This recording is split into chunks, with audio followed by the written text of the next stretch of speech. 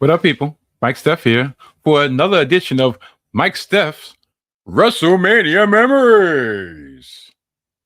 We go back to the year 2013, WrestleMania 29, which emanated from MetLife Stadium. The first time they did an outdoor stadium in the Northeast, and probably should have been the last, but first time they did an outdoor stadium in the Northeast in the beginning of April at night. But they wanted to make sure they brought WrestleMania to the New York, New Jersey area. WrestleMania 1 was in New York City, Madison Square Garden. WrestleMania 2 was in New York City, Madison Square Garden. WrestleMania 10 was in New York City, Madison Square Garden. So everybody thought, well, WrestleMania 30 is going to be in New York City, Madison Square Garden. But guess what? It was not, because they have prearranged situations. WrestleMania 30 was in the Big Easy, New Orleans. So they said the next best thing, WrestleMania 29, 1 year early, would be in New Jersey, East Rutherford, New Jersey to be exact, which was a logistical nightmare for all the people that attended because of transportation issues, so forth. But they did co-brand it as New York, New Jersey. It was what it was. This WrestleMania was main evented by none other than a once-in-a-lifetime match that they did last year in WrestleMania 28 with The Rock versus John Cena. This time, for the WWE Championship. Guess who was the champion coming in to this match? That's right, Dwayne "The Rock" Johnson. Yes. Dwayne had returned for Raw 1000 back the prior July, in which he pretty much let it be known that when he was going to return for his his main event match, his rematch with John Cena, it was going to be, matter of fact, when he returned, he was going to be WWE champion. That's a better way to put it. Also in that eventful night, that eventful event of Raw 1000, CM Punk, the straight edge hero himself, turned heel on The Rock, on John Cena. He turned heel, period. But he was the champion all the way up into the Royal Rumble. A Royal Rumble in which I believe John Cena won. Yes, he did. Did he? I think it did he? Darn. Matter of fact, yeah, he did. He did. So John Cena won the Royal Rumble, and The Rock returned to face CM Punk and beat CM Punk for the championship. They had a rematch at Elimination Chamber. Punk had almost regained the championship, but they restarted the match, and The Rock ended up victorious. And through all the backstage machinations, this is right around the time CM Punk started feeling he was being boxed out of the WrestleMania main event picture. Yes. He felt that he carried the company for 434 days with his last WWE title reign, and that they took the title off of him at Royal Rumble, which it wasn't so much about the title, but it was the fact that, okay, we just had a once-in-a-lifetime match last year. The Rock won one-on-one. Do we really want to see The Rock and Cena again one-on-one for the second time in a lifetime? To add some pizzazz, you could have had a triple threat. He had issues with both men. He had issues with The Rock. He had issues with Cena. He would have actually been the technical expert in that match. It would have worked out perfectly, but they said no. They put the Ixnay to that. So we got a spam fest in which the majority of the match was Cena AA rock bottom. Cena AA, rock bottom. Cena AA, rock bottom. Cena attempts at AA, reversed into a rock bottom. They did that for about 15 minutes. I want to say, once again, but this time was more severe. The Rock injured himself within the first 5 minutes of the match. I believe he tore his abdominal. He had an abdominal tear, and he gutted his way through. And they end up having mutual respect at the end of that match. Whoop-de-damn-do. I was so glad. This WrestleMania was trash. This WrestleMania was trash. You had, to my recollection, you had The Shield. Yeah, this was 2013. So you had The Shield open up WrestleMania, this was Dean Ambrose, Seth Rollins, and Roman Reigns going against the threesome of Randy Orton, Big Show, and Sheamus.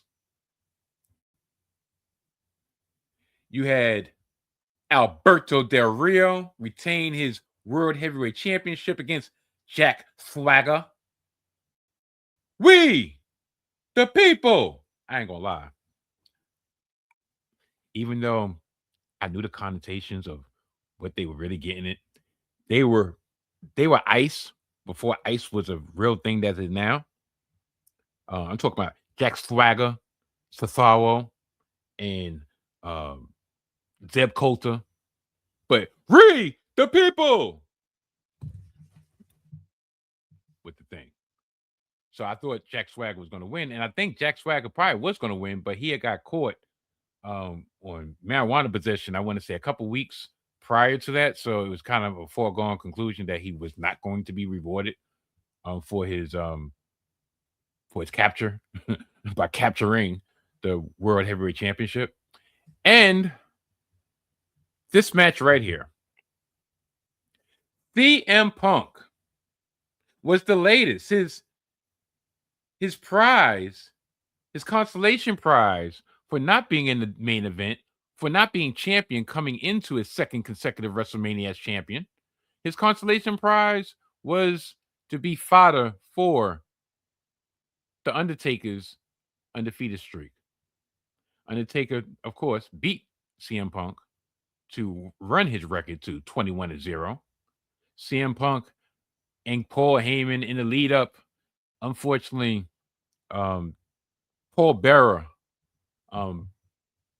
Bill Moody passed away in the weeks leading up to this, and he was brought into the storyline in which the Undertaker had his ashes in the urn, and CM Punk was able to get the urn and supposedly spread the ashes, empty the ashes of the urn onto his body and smear it along him to get outrageous heel heat, cheap heel heat, if you ask me, but outrageous heel heat nevertheless, and to add a little oomph, add a little pizzazz to this match. This match would be referred to next year in the WrestleMania lead up as, listen, you might not be in the main event, quote unquote, the last match of the card, but you are in a main event match. Don't get it twisted. A match against the Undertaker is a main event match. So, and CM Punk replied, well, am I going to get Undertaker money for this main event match? Am I going to get last match money for this main event match? Am I going to get championship worthy money for this main event match?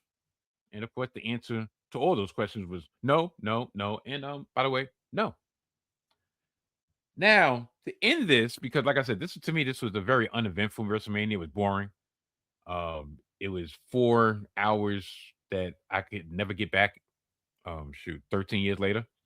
So I'm not going to stretch this out any longer than it needs to be. But this WrestleMania will go down in infamy for the theme song of WrestleMania. I'm coming home. I'm coming home.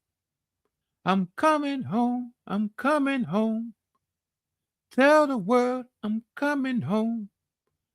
On the hand, on the hand, on the hand, coming home. By Diddy and Dirty Money. Diddy, that guy. He actually had a performance at WrestleMania 29. He was the unofficial host of WrestleMania 29 because did he run the city? Did he run Duncan? Did he run WrestleMania? I wonder how many packages is he going to be included in when they go over the WrestleMania memories themselves from 1 to 42 this year. I doubt he will be involved, just like, the delusional old man can't even be referred to by his name, which is Vince McMahon. Just saying. Just saying. So, next episode will be WrestleMania 30. Yes, WrestleMania 30 was noteworthy for a couple events that happened there. A major event that happened mere months before WrestleMania that impacted the lineup of WrestleMania. And the end of the true end of an era. Not the end of the era from the Hell in a Cell at WrestleMania 28. No. The true end of an era. So, that's what they call a tease in the entertainment field. A tease. So, check me out tomorrow when we go over WrestleMania 38. Well, WrestleMania 38. Shoot, see, I'm getting way ahead of myself. Check me out tomorrow when we will go down the annals, not the annals of time, but the annals of my memory. Because there's no notes. There's no trusty old notes. See? Blank. Nothing. There's no paper. This is strictly from the mind of Minota. This is strictly from the mind of Mike Steph. This is strictly from the memories of Mike Steph. Hence, why it's called WrestleMania Memories.